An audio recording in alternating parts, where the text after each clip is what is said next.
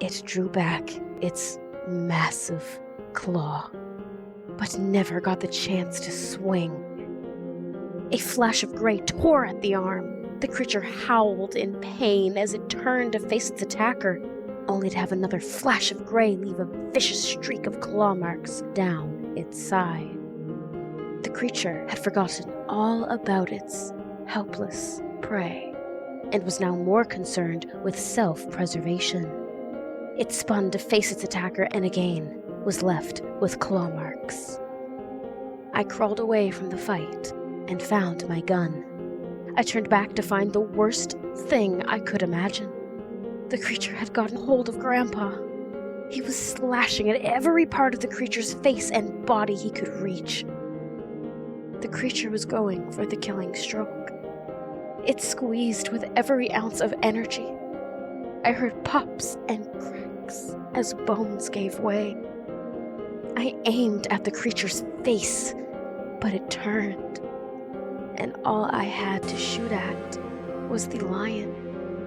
I tried to get a better angle, but it shifted every time I did. Meanwhile, it kept squeezing the life out of my grandfather. I was reaching the point of no return. If I transformed, I could save Grandpa's life, at the cost of breaking my vow, which Grandpa wanted me to keep. It was really no choice. I closed my eyes and thought of the beast lying dormant within me. I could feel the animal wake. I dropped the gun and prepared for the pain when, suddenly, I heard sirens. The creature heard them too, and dropped Grandpa before disappearing into the woods. I clamped control over the emerging beast and ran to Grandpa. He had transformed back into his human form, and I could see blood pouring from several wounds. "Grandson," he said, weakly, "you must always remember your vow. Do not unleash the creature you cannot control." "Shichay," I said, with tears streaming down my cheek. "We need to get you to a hospital."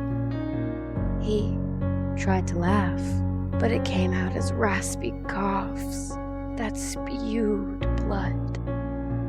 "It won't matter," he said, grabbing my hand. "Leave this place. Don't let this thing make a choice for you that you'll regret."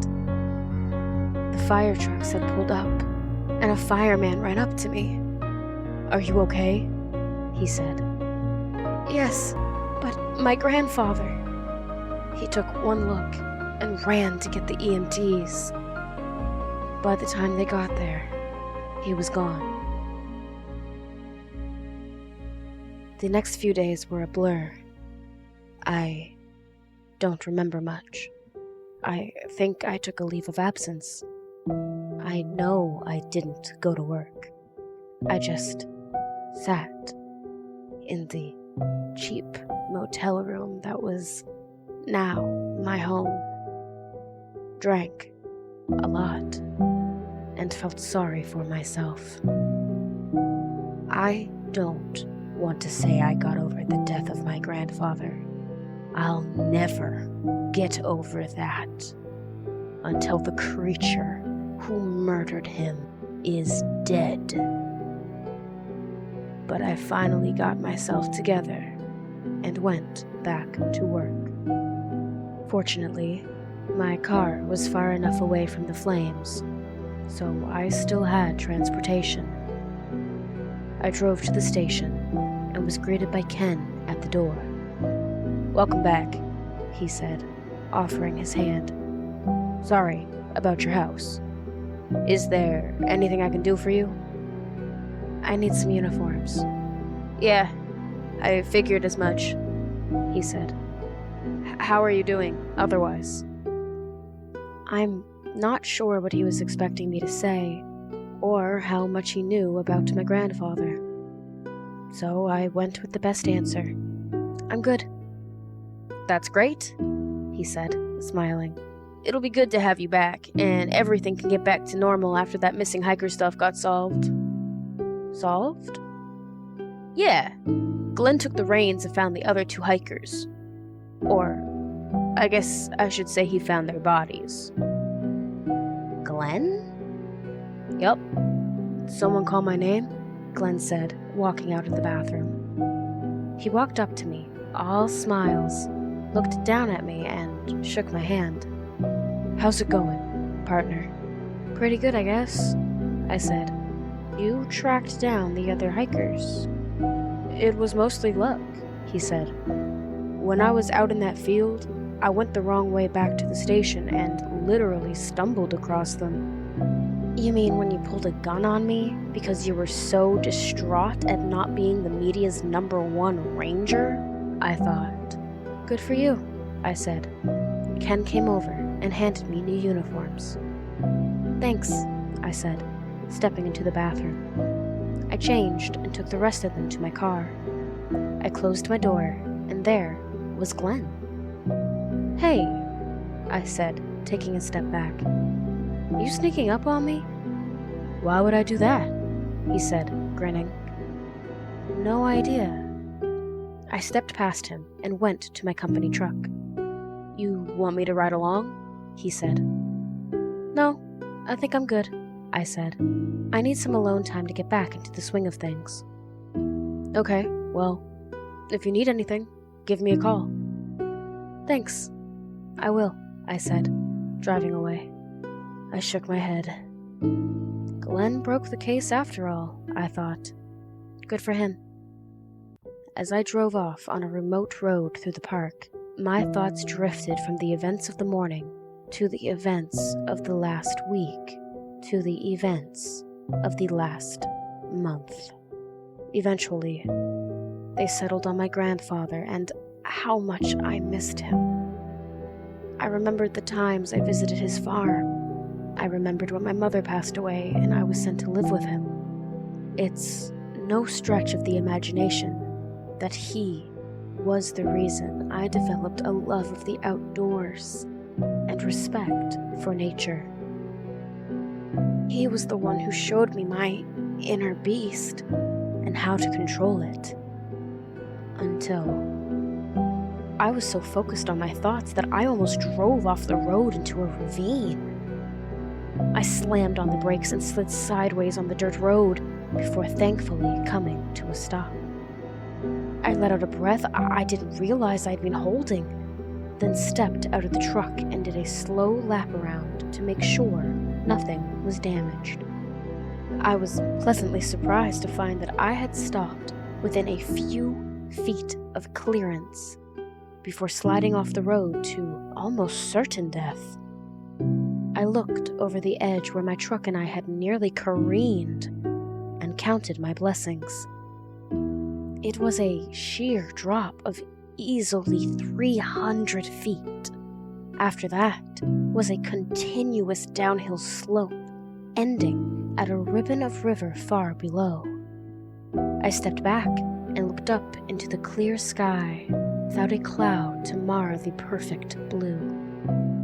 A small group of dark spots caught my eye.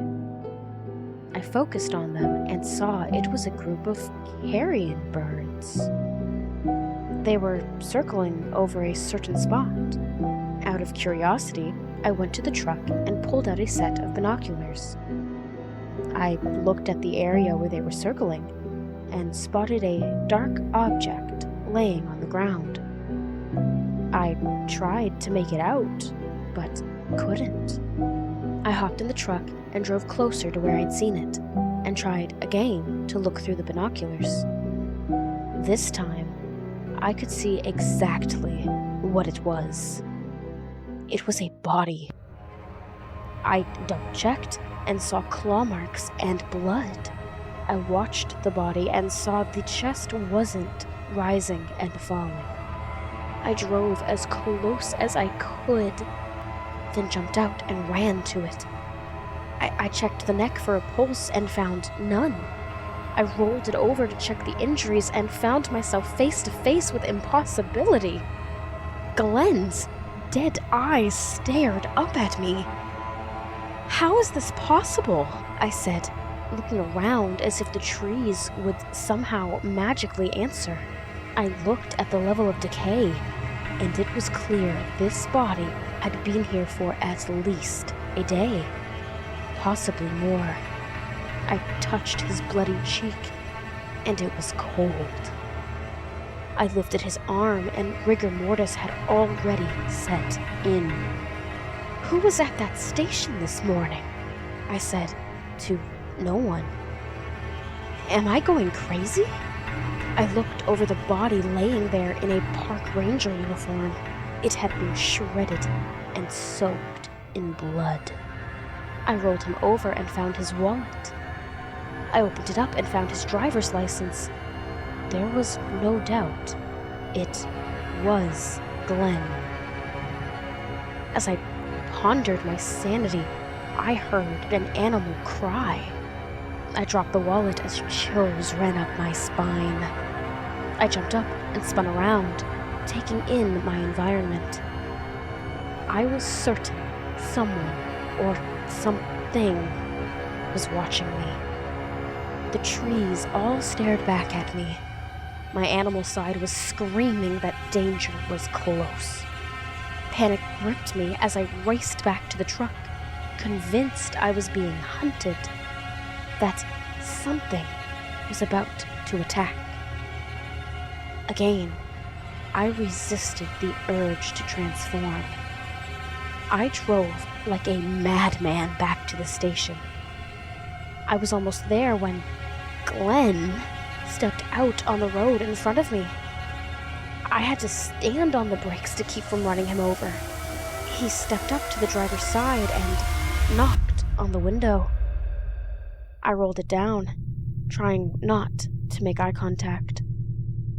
"Where are you off to in such a hurry?" he said, with a grin plastered on his face. "Just heading back to the station," I said, trying to act nonchalant. "The way you were flying, you'd think the devil himself was chasing you." "Nope, just heading back," I said, my hand still gripping the wheel tightly. "You're so white. You look like you've seen a ghost," he said. "You sure you're okay?" "I'm fine," I said, not making eye contact. "Well, as long as you're heading to the station, do you mind if I catch a ride with you?" "Didn't you drive your truck?" "No, I was out walking the trail that started near the station." I'm sure you were, I thought, looking for some fresh victims. My mind ran through a quick list of reasons why I should say no. None of them seemed plausible. "Sure, hop in," I heard myself say. When he got in the passenger side, I was tempted to jump out of the driver's side. I started driving, and he didn't waste any time. "Did you ever find that old man?" he asked. I gripped the wheel tighter. "What old man?" I said. "You know, the one on the trail that killed those hikers," he said, staring intently at me. "No, I never found him." "Shame. That was the only part I didn't figure out, where the killer went." It was unnerving how much this thing talked, moved, and acted exactly like Glenn, aside from the creepy grin. "Who knows?" I said, gesturing around at the passing trees. "He could be around here somewhere, hiding in some dark corner where no one ever goes." "I think we both know that isn't true," he said, slowly. "And how would we know that?" He was silent for a long moment. "Shame about your house," he said. "How did it start?" I gritted my teeth. He was toying with me. "I don't know," I said, turning toward him. "How did it?" "Why would I know?" he said, wearing his best innocent face. "I thought maybe you heard some rumor. You know, something in the air." I think I was too busy finding hikers to worry about such things. "How are the ribs?" I said, as we took a hard left, forcing him into the door. I saw him wince ever so slightly when his side hit the door. "Doing better," he said, then instantly realized his mistake.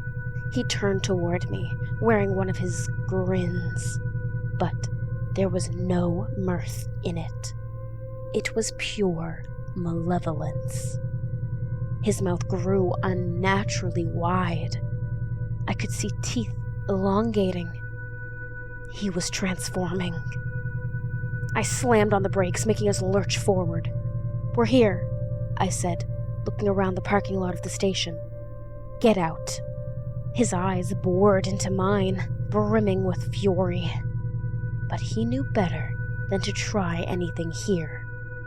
I watched as he stopped his transformation, then stepped out of the truck. He paused as he held the door open. "Say hi to your lion friend for me," he said, then slammed the door and walked away. I watched him go, breathing a little easier with every step he took. He walked away from the station, away from the parking lot, and disappeared into the woods. I have no doubt he transformed as soon as he was out of sight. I released my white-knuckle grip from the steering wheel and got out of the truck, walked to the station, and found Ken. "How was your first day back?" he said. "Enlightening," I said. "Have you noticed Glenn acting different lately?" "Different how?" "I don't know. I haven't been here. He just seems a little off." Ken paused as he poured himself a cup of coffee. "Come to think of it, he has been a little different. In a good way." "How's that?" "Well, he hasn't been over the top, talking about cryptids all the time.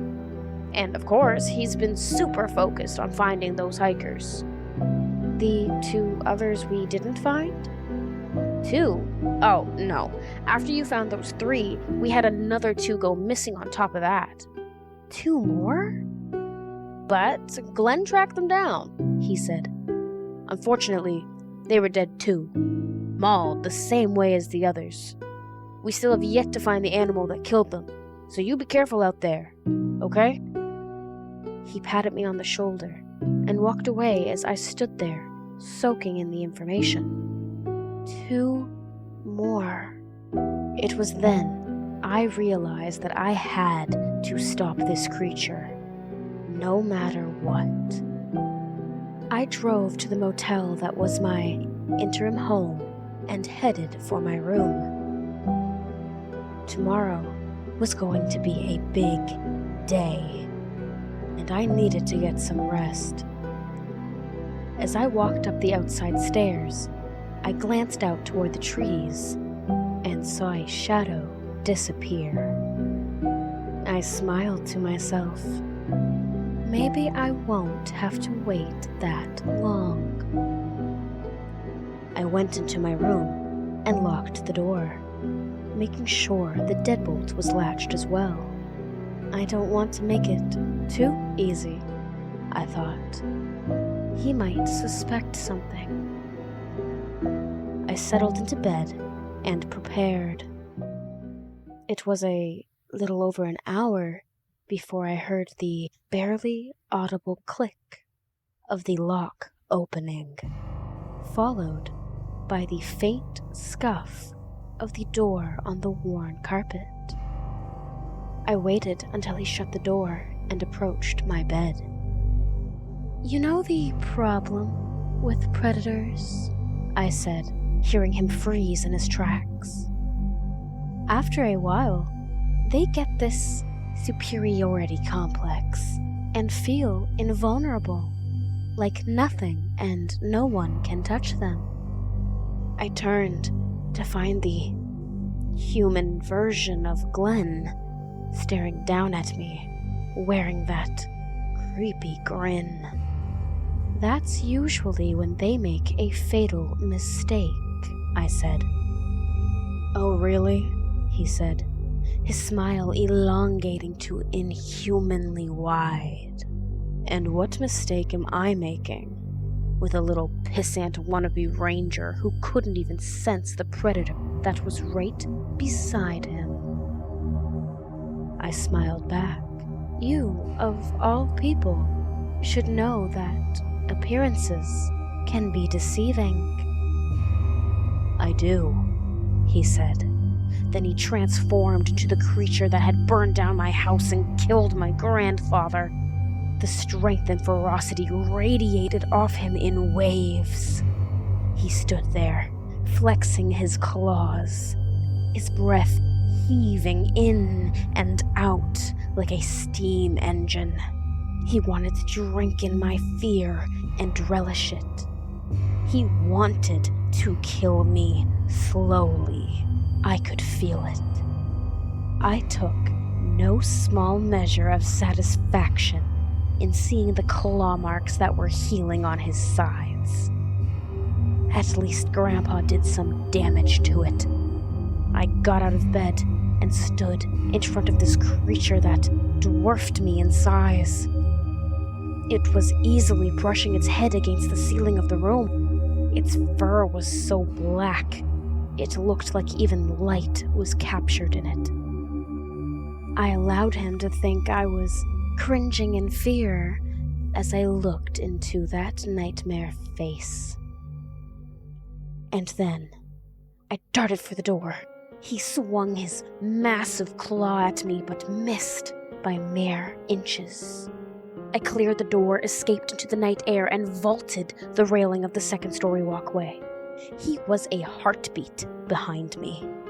I could feel his breath as his pursuit grew closer. He grabbed my arm as I began to fall.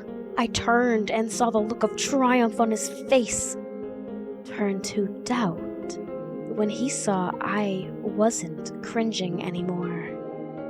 I was smiling. I grabbed his arm with my quickly growing hand. My eyes had grown large and bestial. My tiny 5'4" form exploded into a creature twice the size of the one I now held in my death grip. I saw the fear and recognition grow in his eyes as Hunter became prey. I twisted his arm behind him, feeling a satisfying crack of bone as I turned our momentum in midair, forcing him to hit the concrete on his back and me stomping on top of him. The concrete shattered, just like several of his ribs. His cry of pain was massive. I drank in his agony and hungered for more. I ripped the useless arm from his torso and began beating him to death with it. Blood flew everywhere as I landed blow after massive blow to his face, chest, groin, anywhere I could strike. He tried to use his other arm to block the blows, but it was only a matter of time. He tried rolling away from me, but it was feeble at best. His energy was waning. His blood poured out of his shoulder by the bucket. I stomped on his chest to keep him from rolling, then grabbed one of the stone planters that lined the parking lot and doubled as ashtrays. I smashed it into his face, over and over. The heavy stone came crashing down on his face until it was a bloody pancake. But my rage was unquenched. I smashed it into his chest, collapsing his ribcage, and yet I wanted more. I had created a hole in the parking lot that the crushed body of the creature was falling deeper into. In the middle of my carnage, I saw the desk clerk peek his head out and look at me. I ran at him, not seeing an innocent bystander, but more blood to be spilled. He jumped into his truck and drove away as fast as possible, leaving me with the bloody corpse of the creature I'd sworn to stop. My rage began to bleed away as I picked up the broken body and disappeared into the woods. Luckily, I didn't run across anyone else before I had the body buried where no one could ever find it. And my creature had calmed down enough that I was able to transform back into my human form. Instead of hitching a ride to somewhere else, I walked back to the motel that was now surrounded by sheriff's cars and answered questions about what had happened. I told the story about how someone had broken into my room and attacked me, but I escaped and ran into the woods to hide. The deputy eyed me doubtfully until I told him I was a park ranger and knew lots of places in the woods to hide. No one could account for the sudden sinkhole appearing in the parking lot, and the clerk was found at a bar miles down the road, drunk as a skunk, and blathering on about some huge creature that had chased him. The next day, on my way to work, I stopped by Grandpa's grave. Under his name and dates, there was an inscription: "Even though this stone covers my body, yet shall my spirit soar free." I kneeled in front of the stone. "I'm sorry, Grandfather. I broke my vow. I unleashed the beast inside me and nearly lost control. It was only luck that kept me from going on a killing spree. Even though I destroyed the creature who killed you, it would have been a hollow victory if the beast had gone on a rampage and killed more innocents, like the last time."